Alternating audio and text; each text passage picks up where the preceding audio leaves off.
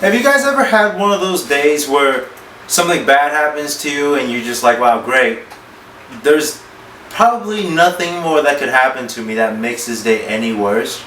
And then God comes down, from heaven, looks you in the eyes, and he says with his voice, my child, there is more where that came from. And he smacks you right across the face. And you think to yourself, is the sole purpose of my existence to suffer like this? I'll tell you what, I've never been close to dying. But if I have to pinpoint a moment in my life where I was close to dying, it would be this story that I'm about to tell you.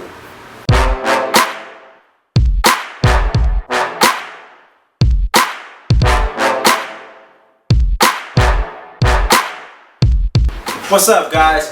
I'm Hawk. If you've never met me before, you've never watched one of my videos before, welcome. I'm so glad you're here. Why don't you take a seat? There's plenty of room. There's plenty of room. We don't discriminate around here. Just here to have a good time.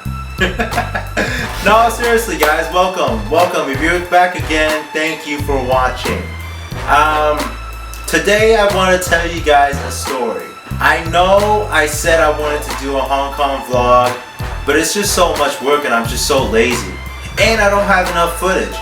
Can you believe it? I was in Hong Kong for a whole month and I couldn't even get enough videos to make a vlog. Oh well, what you gonna do, right? Anyways, to make up for it, I want to tell you guys a story today. So I can't believe you guys are about to know the time where I almost died. And I know a lot of you guys might be wondering, wow, Hawk, how could you possibly come close to dying? You're such a strong, sexy, independent, black young man. Well, you guys gotta listen up then. It was around I want to say 3 days after I'd been to Hong Kong, and everything was great. And I had told my family before that I really wanted to go to the beach because I wanted to go there so that I could shoot a video for you guys. And just to show off the life that I was living. Look at me, I'm on the beach. Man, was that a bad decision. I don't think I've ever regretted anything in Hong Kong except for this one experience. So everybody in my family is like, yeah, let's go to the beach. It'll be a fun experience for all of us. So we went. Now, let me explain something to you, okay?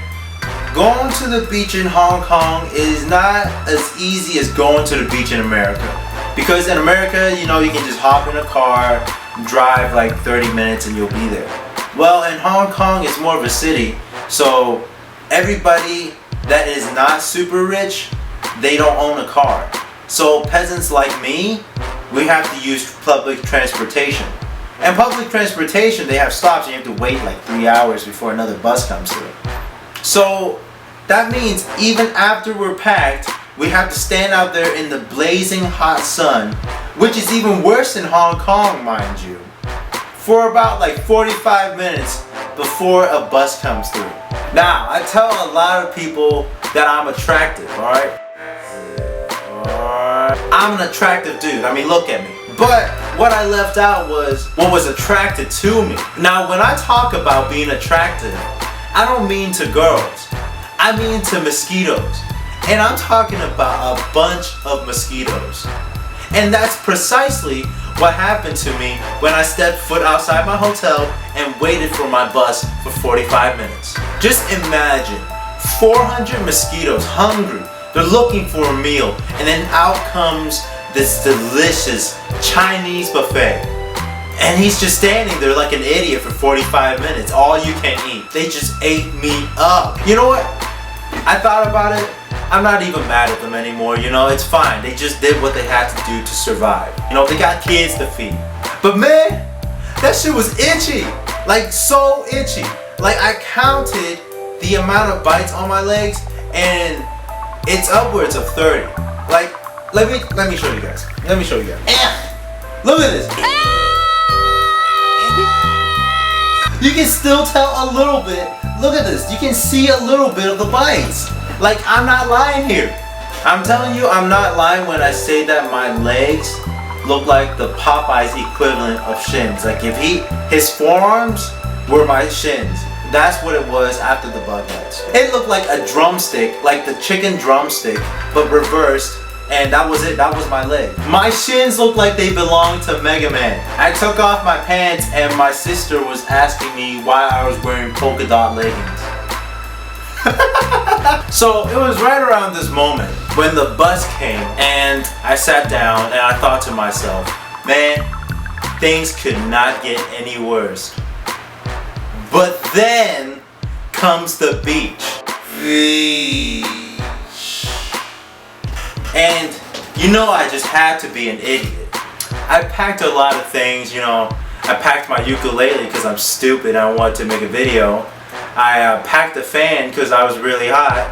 I packed some gum, I think, and some candy or whatever to get me through the trip. You know what I didn't pack? Like, just take a wild guess. Come on everybody, take a wild guess. I want to hear it. I want to hear it. Yeah, I think a lot of you guys guessed it. I just heard it, yeah. Sunscreen. I didn't pack sunscreen. I forgot to pack sunscreen. I know it was a big mistake. But you know what? I thought I could take it. I think somewhere in my heart I thought I could take the sun. It was my own little way of challenging God for making me this hot mosquito feast. Smite me, almighty smiter! So, yeah, I forgot the sunscreen. Whatever, big deal, big whoop, whatever. No, it's not whatever. I got burnt. I got burnt so bad on my shoulders that I looked like a tomato. I got burnt so bad. I looked like half a Kool-Aid man because the other part wasn't burnt. So I was just burnt on the waist up. I got burnt so bad that later when I took off my shirt, somebody was asking me why my shoulders was bleeding. And I told them, no, that's not my shoulders that's bleeding. It's my pride and my dignity. So let's do a little quick recap, alright? I got about 40 mosquito bites on my shins combined. I got a shoulder's worth of sunburn that's producing heat of about, I think, around 1,000 suns. And all the while, I was still trying to make a video for you guys. Look at that. Subscribe to me right now. I deserve it. And now I'm standing there, you know, my legs itch, my shoulders are burned, and I'm thinking, things couldn't get any worse. There's no possible way things could get any worse. But then, of course you guessed it, it happened. Well, I mean, it didn't happen right afterwards, but it happened like the day after. So, I mean, if you guys kept up with the story, I'm about, like, I want to say 65% dead at this point, and I just want to get some rest. I just want to lay in bed for a day, and I told my parents, and I told my family, I just want to rest. And my mom was like, no, Huck, you can't. How could you? You're wasting time here in Hong Kong. Yeah, I think I want to rest today because I'm about to die. No! You're coming with us! So yeah, I got dragged out in the blazing hot sun of Hong Kong, aka the Sahara Desert of China, aka I'm about to die, there's no oasis, God please take me now. Yeah. So now I'm wandering on the streets, on the verge of dying, and all the while I'm getting looks from people like, oh my god, Jessica, look at her. I can't even do that voice. Oh my god, Jessica, check this out. Look at his legs. Look at his shoulders. Oh, that's nasty. I'm sorry, I don't know what happened there. Just bear with me, alright? This story gets even worse. And I'm over here, I'm over here just suffering, taking in these looks from strangers. Absolutely embarrassed, and guess what happens next? Yeah, something worse happens to me. You guys ever get that sensation where you start feeling like right here, that this upper lip part of you, and you just start feeling something, I don't know, warm, dribble down? Yeah, no? Just me? No, you guys have gotta feel it. Yeah, that's the sensation of me getting a nosebleed in the middle of the street while I'm suffering on like the other parts of my body. I'm over here like I don't got no tissue. I'm trying to play it cool because on the streets of Hong Kong there's about like I don't know, 2,000 people at any given time. And I'm trying to play it cool, like, you know, you do that thing where you suck really hard, you like suck through your nose really hard, you try to breathe or something, or like you try to like do this, and then you can like just maybe balance out the blood or whatever. Or here's one. All right, you suck really hard and you take a big gulp, right? Because you're trying to get that blood in control. But no, my nose wasn't having any of it. It was just like a fire hydrant. It was just like. By this point, my family has already left me because I was walking behind them and my nose started bleeding, so I stopped and I stepped to the side and I already lost sight of my family. While I'm trying to control this catastrophe, just losing quarts of blood per second, I look to the side of me. I'm like, oh God, please take me now. I look to the side of me, I'm like, and there is a 70-year-old lady on her phone speaking Cantonese to her husband or something. And she was just looking at me. She gave me one of these. Do an instant replay. Yeah, see that? She did a triple take.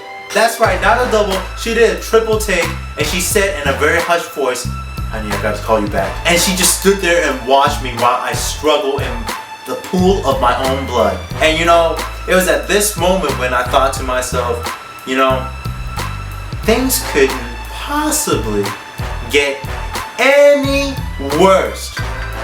But then, no, I think that was it. Yeah, that's it.